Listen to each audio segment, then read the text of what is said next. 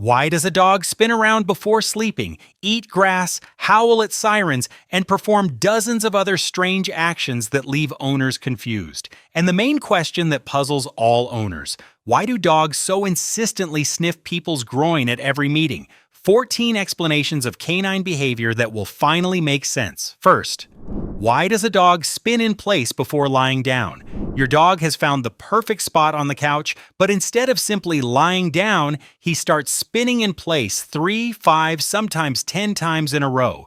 This is an ancient instinct inherited from wild ancestors who slept in open areas without shelter. Spinning flattened tall grass and created a comfortable sleeping nest protected from the wind.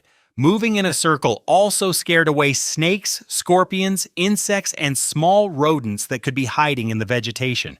The dog checked the area for danger before becoming vulnerable in sleep. Additionally, spinning helped determine the direction of the wind, so the dog could lie with its nose, facing a potential threat, and detect a predator in advance. A home couch is completely safe, but thousands of years of evolution do not disappear in just a few generations of living next to humans. The dog's brain still runs this ancient safety program every time it lies down to sleep. The number of circles often depends on the dog's level of fatigue and anxiety at that moment. Second, why does a dog eat grass and then vomit? Owners panic when they see their pet chewing on the lawn like a cow in a pasture. Veterinarians long considered this a sign of stomach problems, but modern studies have shown something completely different. Only 25% of dogs experience vomiting after eating grass. For most, this is normal feeding behavior inherited from wild ancestors. Wild canines ate their prey whole, including the stomach contents of herbivorous animals, which were rich in plant fiber and trace elements. Modern dogs instinctively compensate for the lack of coarse fiber in their dry food diet. Grass also contains folic acid, which is necessary for hemoglobin production and normal blood formation. Some dogs do indeed eat grass deliberately to induce vomiting when they feel stomach discomfort. They choose tough, wide blades of grass that irritate the lining. But most simply enjoy the taste of fresh greenery, especially young and juicy grass in spring after the snow melts. The only danger is grass treated with pesticides or fertilizers. Third, why does a dog bury bones and toys? You have just given your dog a tasty bone, he sniffs it with delight and immediately drags it to a corner of the yard to bury it instead of eating it. It seems illogical. Why hide food when the bowl is always full and hunger is not a threat? This behavior is called caching and dates back to times when food was obtained irregularly and unpredictably. Wolves and wild dogs did not know when the next successful hunt would happen, so they hid surplus food for hungry times. Burying it in the ground kept the meat cool, slowing down decay, and concealed the smell from competitors and scavengers. Domestic dogs no longer need to store food, but the instinct remains in genetic memory and is activated automatically. Interestingly, dogs often forget exactly where they buried their treasure. Their memory for cache locations is much weaker than that of squirrels. Some breeds are especially prone to burying: dachshunds, terriers, beagles, those bred for burrowing, hunting, and underground work. Apartment dogs often try to bury treats in the couch or under a pillow. Fourth, why does a dog chase its own tail? A puppy notices something flickering behind him, rushes after it, and spins like a top trying to catch his own tail, to the laughter of the owners. It looks funny, but the reasons can vary and are not always harmless. For puppies, this is a normal game and a way of discovering their own body. They do not yet understand that the tail is part of them and belongs to them. Adult dogs sometimes chase their tail out of boredom when they lack physical and mental stimulation during walks. It can also be a way to attract the owner's attention, who laughs and films it, reinforcing the behavior. But frequent tail chasing in an adult dog requires serious attention. It can be a symptom of a compulsive disorder, an analog of OCD in humans, associated with anxiety. A dog may also chase its tail because of itching, fleas, inflammation of the anal glands, allergies, or neurological problems. If the behavior is obsessive and repeats daily, it is worth showing the dog to a veterinarian to rule out medical causes. Fifth, why does a dog howl when it hears a siren? An ambulance or fire truck drives by, and your dog lifts its muzzle to the sky and begins to howl long and loud, singing along with the siren for the whole neighborhood to hear. Owners joke that the dog has no ear for music, but the reason is different and very ancient. Howling is an ancient form of long-distance communication used by wolves over distances of up to 10 kilometers. The sound frequency of ambulance or fire sirens resembles a wolf's howl, and the dog perceives it as a signal from a distant pack member and feels the need to respond. Instinct demands an answer and a declaration of presence to confirm that the message has been received. The dog is not suffering from the sound and is not trying to drown it out. It is communicating with an imaginary pack. Some breeds howl more often than others. Huskies, Malamutes, Beagles have retained this trait more strongly due to their closeness to wild ancestors. Interestingly, dogs adjust the pitch of their howl so that it differs from the sound they hear, just as wolves in a pack howl at different notes, creating a chorus. Sixth, why does a dog roll on its back in grass or mud? You have just washed your dog with fragrant shampoo and conditioner, let it out into the yard, and it immediately finds the dirtiest spot to roll on its back, writhing with pleasure and a blissful expression on its face. For humans, this is a disaster and ruined grooming. For the dog, it is a vital necessity. Dogs' ancestors masked their scent before hunting so prey would not smell the predator's approach from a distance. The stronger the smell of earth, carrion, manure, or rotting fish, the better the camouflage for hunting. Dog shampoo, from a dog's point of view, smells unnaturally strong and makes it noticeable to potential prey. Rolling also helps scratch the back in places the paws and teeth cannot reach.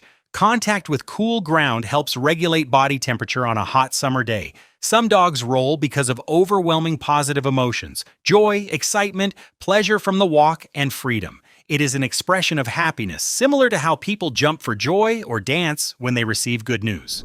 Seventh, why does a dog sniff other dogs' rear ends when meeting? Two dogs meet on a walk and immediately stick their noses under each other's tails, ignoring their owner's embarrassment. For humans, this looks indecent and even disgusting. For dogs, it is a handshake and an exchange of business cards at the same time, an absolutely normal ritual. Under the tail are anal glands that secrete a substance with a unique chemical composition like a fingerprint.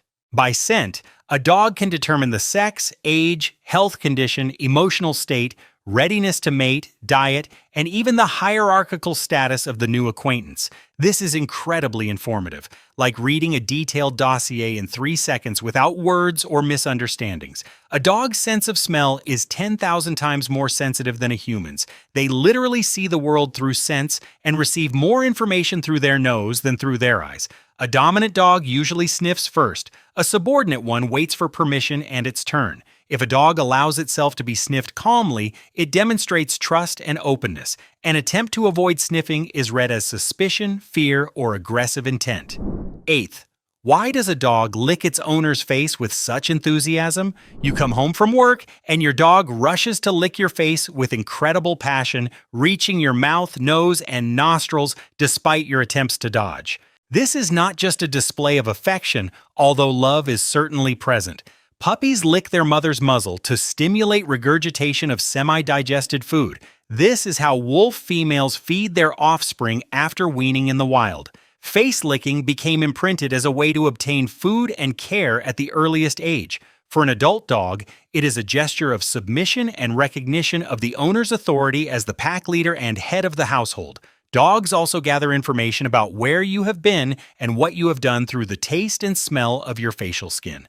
Salty sweat after the gym, food residue at the corners of the mouth, unfamiliar scents of other animals, all of this is valuable data for analysis. Licking also releases endorphins in the dog itself and calms it, reducing stress levels after separation. Ninth, why does a dog tilt its head when being talked to? You say something important to your dog in a serious tone, and it tilts its head to the side with a look as if it is listening carefully and trying to understand every word. This habit melts owners' hearts and makes them talk to their dogs even more. But there's a practical reason behind it. A dog's muzzle, especially in breeds with long, elongated snouts, partially blocks the view of the lower part of the visual field. Tilting the head allows the dog to better see the speaker's face and read the movements of the lips, eyebrows, and eyes. Dogs are excellent at reading human facial expressions and use this visual information to understand their owner's emotions. The tilt also helps more accurately determine the source of a sound. The ears change their position relative to the sound wave, improving localization. Dogs quickly learn that head tilting causes affection from the owner and results in petting and treats as a reward, and they begin to use this gesture consciously for manipulation. The more often you react enthusiastically and reinforce it, the more often your dog will tilt its head. 10th. Why does a dog whine and twitch its paws while sleeping? The dog is sleeping in its place and suddenly starts to whine, move its paws as if running somewhere, sometimes even barking softly or growling. Owners worry.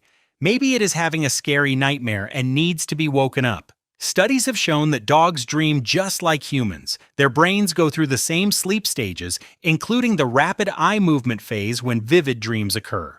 During this phase, the brain processes the events of the past day, consolidates memories, and learns from experience. Paw movements mean that the dog is running in its dream, perhaps chasing the squirrel it saw during the morning walk. Whining may indicate communication with other dogs in the dream or an emotional reaction to the dream storyline. Waking a dog at this moment is not recommended. It may bite while half asleep, not understanding where it is or what is happening. Puppies and elderly dogs dream more often than adult dogs of middle age. Scientists believe that dogs dream about their owners. 11th. Why does a dog dig at the floor or couch before lying down?